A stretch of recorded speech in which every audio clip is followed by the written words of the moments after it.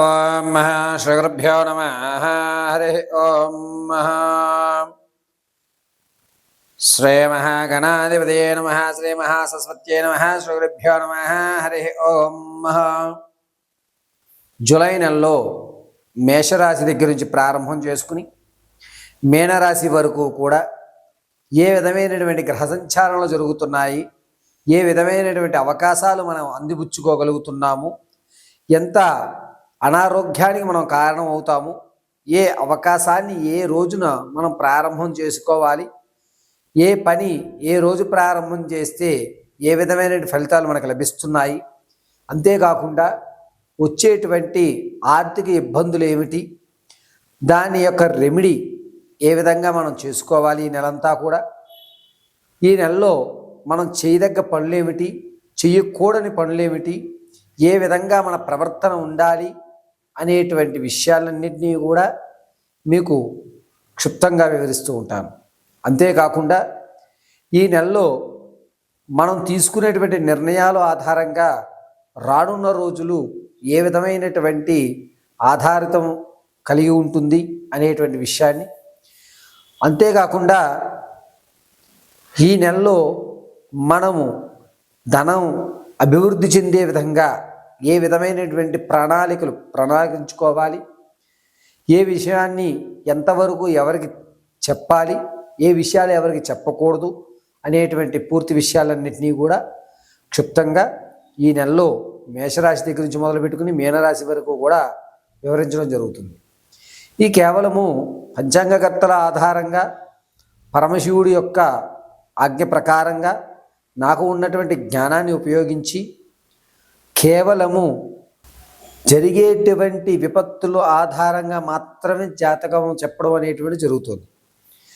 వ్యక్తిగతంగా జాతక పరిమాణం కావాలనుకుంటే కనుక మీరు సంప్రదిస్తే మీ యొక్క జాతకాన్ని విశదీకరించి చెప్పడం జరుగుతుంది. ఇది రాశి గుణాల అనుకూలంగా మీకు తెలియజేస్తున్నటువంటి విషయం. వ్యక్తిగత రీత్యా మీరు తెలుసుకోవాలి అనుకుంటే కనుక నా నెంబర్ సంప్రదించి వ్యక్తిగతంగా ఉన్నటువంటి జాతక దోషాలని కానీ లేకపోతే మీకు ఉన్నటువంటి సమస్యలు కానీ పరిష్కరించుకోండి. ఇవి చెప్పేటువంటి మేషం దగ్గర నుంచి ప్రారంభం చేసుకుని మీనరాశి వరకు కూడా జూలై నెలలో జరిగేటువంటి ప్రతి విషయాన్ని తెలుసుకుని మీరందరూ కూడా దాన్ని సమస్యకు తగ్గ పరిష్కారాలు కూడా చెప్పడం జరుగుతుంది.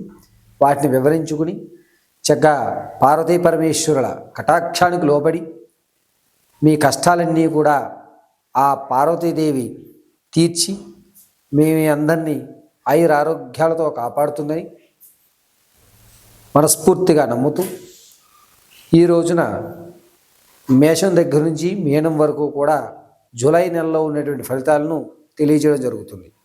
మంగళం మహత్. తదుపరి తులారాశి వారు. తులారాశి వారికి ఈ నెల తన కోపమే తన శత్రువు అనేటువంటి నానుడిని గుర్తుపెట్టుకోవాలి. ఎందుకు అంటే కోపం అనేటువంటిది ఎక్కువగా రావడం, ప్రతి చిన్న విషయానికి విసుక్కోవడం అనేటువంటివి అధికంగా జరుగుతూ ఉంటాయి.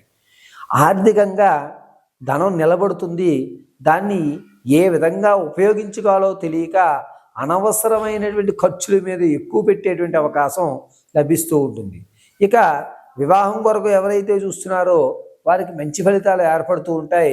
సంతానయుక్తాన కోసం చూస్తున్న వారికి పుత్రికా సంతానం కలిగేటువంటి అవకాశం ఎక్కువగా లభిస్తుంది.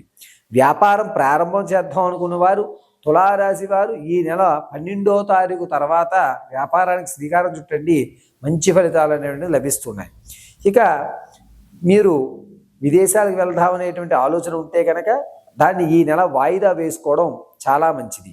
అంతేకాకుండా ఈ తులారాశి వారు అనారోగ్యపరంగా 17వ తారీఖు నుంచి మోచెప్పలు అరగడం కానీ, అరికాలు మంటలు రావడం అనేటువంటిది కానీ, షుగరు వ్యాధికి సంబంధించినటువంటి ఇబ్బందులు కలిగేటువంటి అవకాశం ఎక్కువగా గోచరిస్తూ ఉంటుంది. అంతేకాకుండా తులారాశి వారు మీరు ఇప్పటి వరకు ఎవరినైతే నమ్మారో వారు మీ మాట కాదనడంతో వారిని మీరు తోసిపుచ్చుకోవడం, బంధం అనేటువంటి తెంపేసుకోవడం, నువ్వు నాకు అవసరం లేదు, నువ్వు లేకపోతే నేను ఉండలేగరా అనేటువంటి ఒక మాటకి రావడం అనేది తులారాశి వారికి జరుగుతూ ఉంటుంది.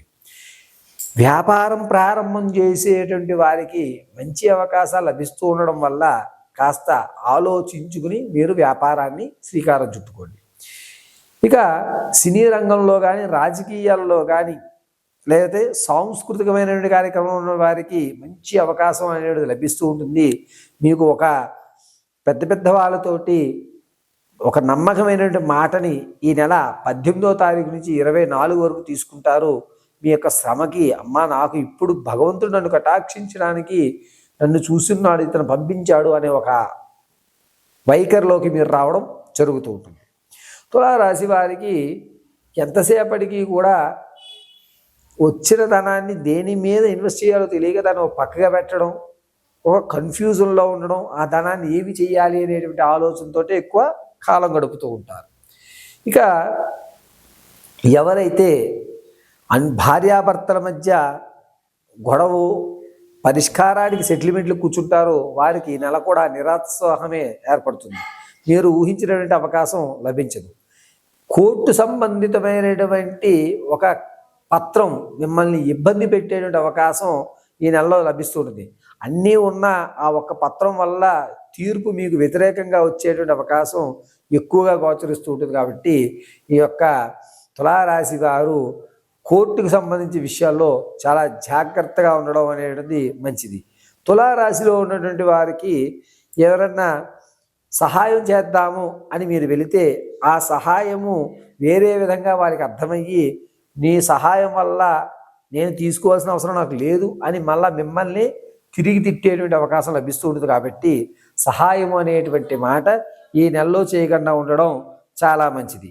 తులారాశి వారు ఉన్నతమైనటువంటి ఆలోచన ఈ నెలలో కలగాలి అంటే కనుక ప్రతినిత్యము గం గణపతియే నమః అని గణపతి ఆరాధన చేయడం, బుధవారం కూడా గణపతికి గరిక సమర్పించి బెల్లం నైవేద్యం పెట్టడం అనేటువంటిది చాలా మంచిది. అంతేకాకుండా తులారాశి వారికి ఈ నెలలో మిశ్రమైన ఫలితాలు ఉండడం వల్ల ఎక్కువ శాతం వివాహం మీద శ్రద్ధ, లేకపోతే ఫంక్షన్లో ఎలా చెయ్యాలి అనేటువంటి ఒక ఆలోచన, ఒక ప్లానింగ్ అనేటువంటిది పేపర్ వర్క్ చేయడమే ఎక్కువ దానికి ఇష్టపడుతూ ఉంటారు. ధనం ఖర్చు పెట్టడానికి కానీ లేకపోతే దానికి సంబంధించిన వస్తువులు ముందే ఎక్కడ దొరుకుతాయి అనేటువంటి విషయం తెలిసి అడ్వాన్స్ ఇవ్వడం కానీ ఇటువంటివి చేయకుండా కేవలము ఒక ప్రణాళిక రాయడానికి మాత్రమే ఈ నెలలో ఎక్కువ ఇష్టపడుతూ ఉంటారు.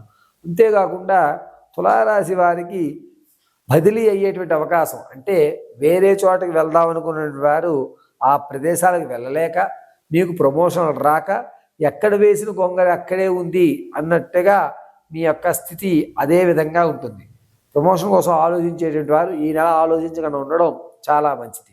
అంతేకాకుండా ఈ నెలలో తులారాశి వారు మిక్కిలి ఇష్టంగా ఉన్నటువంటి వారిని కోల్పోయేటువంటి అవకాశం కూడా లభిస్తూ ఉంటుంది. కాబట్టి ఈ తులారాశి వారు ఈ నెలంతా కూడాను గణపతి ఆరాధన అత్యంత శ్రేష్టం. శ్వేత గణపతి దేవాలయ దర్శనం చేయడం వల్ల మీ యొక్క ఆలోచన స్థితులు మారుతూ ఉంటాయి. కాబట్టి శ్వేత గణపతి దేవాలయాన్ని దర్శించండి. దానివల్ల ఉన్నతమైనటువంటి ఆలోచన అనేటువంటిది ఏర్పడుతూ ఉంటుంది.